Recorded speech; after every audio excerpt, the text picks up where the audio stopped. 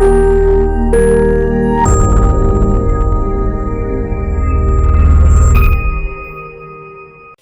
Cancer are పెద్ద ప్రేగులో వచ్చే cancer ప్రధానంగా ఎటువంటి సిమ్టమ్స్తో ప్రెజెంట్ అవుతాయి. సో ఈ వీడియోలో డీటెయిల్గా అసలు కొలాన్ క్యాన్సర్ సంబంధించిన సిమ్టమ్స్ ఏంటి, ఎటువంటి సిమ్టమ్స్ వస్తే మనం నెగ్లెక్ట్ చేయకుండా వెంటనే డాక్టర్ని కలవాలి, కొలాన్ క్యాన్సర్ని ప్రివెంట్ ఎలా చేయాలి అనేది డీటెయిల్గా చెప్తాను.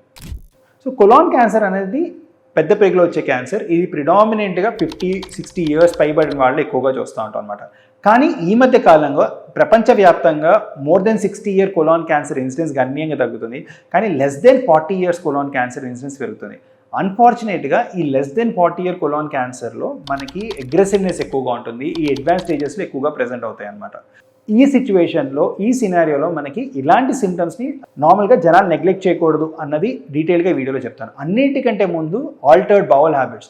ఎటువంటి ఫుడ్ ఆర్ డైట్ చేంజెస్ లేకుండా మీరు ఎక్కువసార్లు బాత్రూమ్కి వెళ్తున్నా ఆర్ బాత్రూమ్ ఫ్రీక్వెన్సీ మనకి మారడం, అంటే ఇంతకుముందు రోజు ఒకసారి పాస్ చేసేది ఇప్పుడు 4 రోజులకు ఒకసారి కనుక మీరు స్టూల్ పాస్ చేసి, అది కూడా స్టూల్ వస్తున్న విధానం కూడా అదేంటంటే ఇంతకుముందు నార్మల్గా వచ్చే బౌల్ ఇవాళ రోజున ఒక పెన్సిల్ స్ట్రీక్స్ లాగా మనకి ఎక్కువ స్ట్రెయిన్ అయ్యి మీరు కనుక బౌల్ పాస్ చేస్తున్నారు అంటే మీరు ఖచ్చితంగా డాక్టర్ని కలవాల్సిన అవసరం అనమాట. So change in bowl habits, ఎటువంటి ఫుడ్ హ్యాబిట్స్ చేంజ్ లేకుండా ఆర్ లైఫ్ స్టైల్లో చేంజెస్ లేకుండా చేంజ్ ఇన్ బౌల్ హ్యాబిట్స్ కనుక ఉంటే మాత్రం ఖచ్చితంగా డాక్టర్ని కలవాలి.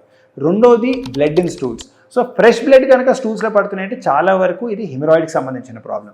కానీ బ్లడ్ అనేది స్టూల్లో పూర్తిగా మిక్స్ అయ్యి ఆర్ స్టూల్ బ్లాక్ కలర్లో కనుక రీసెంట్గా మీరు నోటీస్ చేస్తుంటే ఖచ్చితంగా డాక్టర్ని కలవాల్సిన అవసరం ఉందన్నమాట. దీంతో పాటు విపరీతమైన నీరసం, ఆకలి తగ్గిపోవటం, బరువు తగ్గిపోవటం కనుక ఉంటే అస్సలు నెగ్లెక్ట్ చేయకూడని సిమ్టమ్స్ అన్నమాట. ఇవి ఉంటే మాత్రం ఖచ్చితంగా డాక్టర్ని కలవాలి. 4వ సిమ్టమ్ ఏంటి అంటే అబ్డామినల్ డిస్కంఫర్ట్. అంటే ఫుడ్ తిన్నా తినకపోయినా పేగులో విపరీతమైన నొప్పి, పేగు పిసికేస్తున్నట్టు నొప్పి రావటం or persistent urge to pass motion. అంటే టెనిస్మెస్ అంటాం అనమాట. మోషన్కి వెళ్ళిన తర్వాత కూడా ఇంకా కంప్లీట్ సెన్స్ ఆఫ్ డెఫికేషన్ కాలేదు, ఇంకా పాస్ చేయాలి అనిపించడం. ఇలాంటి సిమ్టమ్స్ కనుక మీకు చాలా రోజుల నుంచి ఉంటే ఖచ్చితంగా డాక్టర్ని కలవాల్సిన అవసరం చాలా ఉందన్నమాట. సో ఇవి చాలా కామన్గా మాకు పేషెంట్స్ ప్రెజెంట్ అయినప్పుడు మేము హిస్టరీ కనుక తీసుకుంటే ఈ సిమ్టమ్స్తో చాలామంది పేషెంట్స్ మా దగ్గరికి వస్తారు అనమాట.